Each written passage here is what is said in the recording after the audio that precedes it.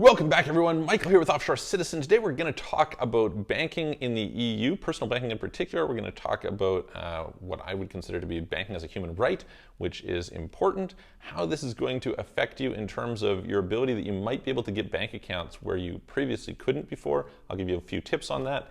And yeah, if you're interested in assistance with any of this kind of stuff, taxes, asset protection, banking, citizenships, residencies, payment processing, etc., book a call with me, clarity.fm/Michael Rosmer, or visit offshorecitizen.net, offshorecapitalist.com. And if you have not already, smash the subscribe button, become a subscriber with us, click the notification bell, like the video if you like it. If you don't like it, tell us, share with us in the comments if there's anything you'd like to see, if you have any questions, etc.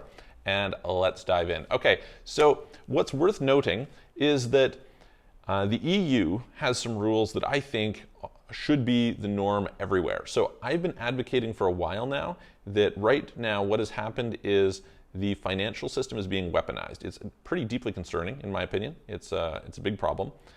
It's really hurting, in particular, small businesses. And basically what they're doing is they're, in the name of anti-money laundering, in the name of going after tax evaders, in the name of going after drug dealers and terrorist financing and all this kind of stuff, they've brought in these intense rules, reporting, et cetera, and you're getting quite a bit of global cooperation.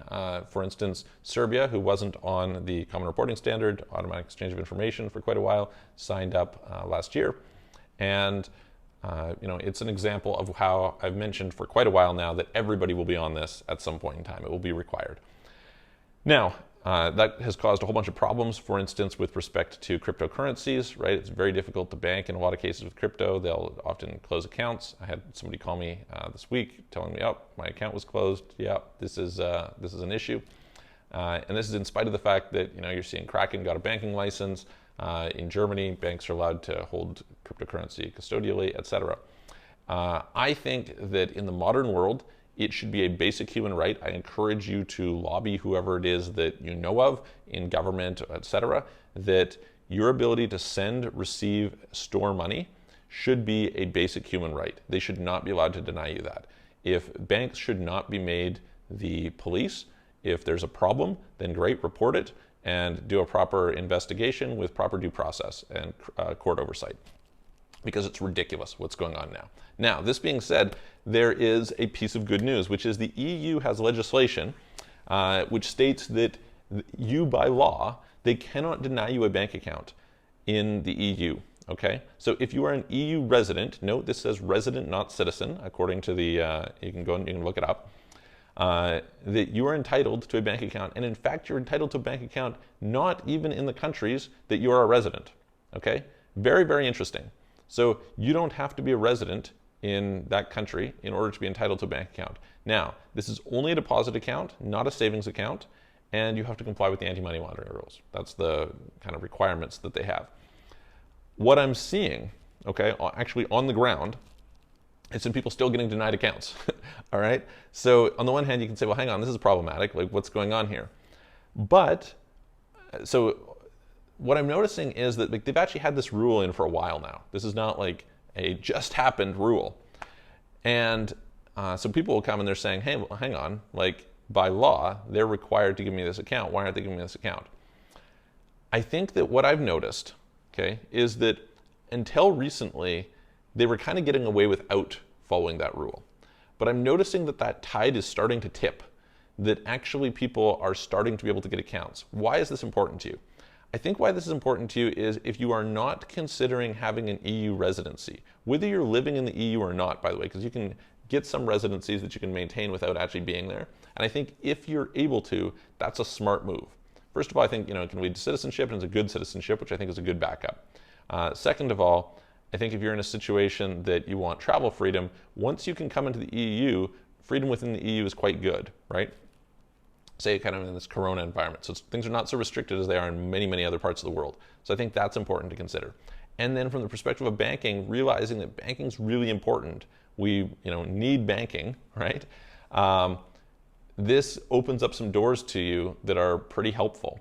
And when we're paying attention to how all this goes, if you're protected in that regard, Like this is going to give you some flexibility that you may not have otherwise. So I guess the main takeaways for me are, first of all, banking should be a basic human right. I think that's just something that you should definitely, everybody, that should be something we have.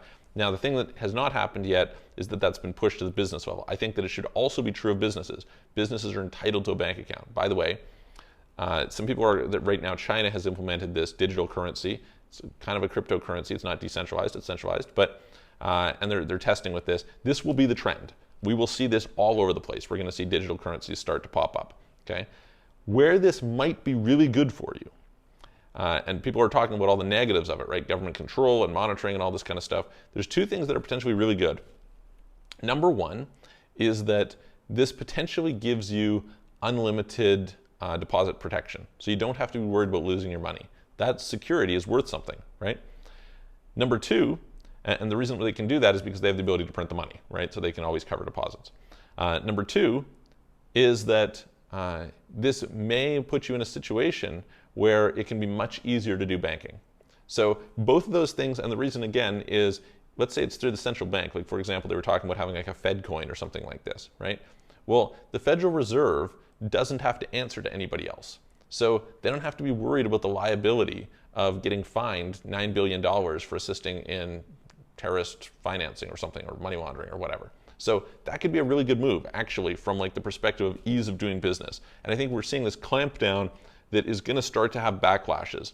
We're already seeing them, but when you squeeze something really hard, it starts to pop out in different ways, kind of like how we saw the black markets in the Soviet Union, right?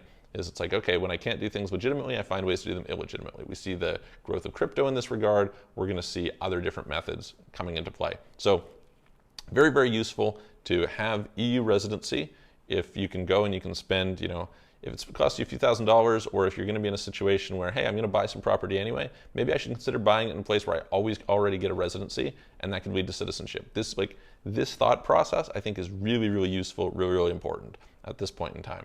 It's worth it for what it is, for the trade-off. And then if you're thinking about banking, although the EU, I think in a lot of ways has been a place where you're like, oh, do I want to be there? It's like, there's actually some pretty solid banks in the EU. And if you can be guaranteed we're talking about personal accounts here, but you can get a personal account that for transactional reasons you can have it, that's a good thing. And you're protected in a way that you maybe won't be protected in some other places. Now, the final caveat on that is there's probably going to need to be some banks sued in the European courts before we really see that kind of get unlocked. But over the long term, I see that there's some positive trends in terms of what the European Union is doing in that regard. Anyway, I hope that helps. I hope that gives kind of some insight of maybe where you should be banking, where you should be planning residencies, etc. If you're interested in this stuff more, if you'd like some help, reach out to us, clarity.fm/Michael Rosmer. You can book a call with me. There's a link below. Click the subscribe button, click the notification bell, like this video, share it with your friends, and also check out our websites, offshorecitizen.net, offshorecapitalist.com. I'm going to see you guys very soon.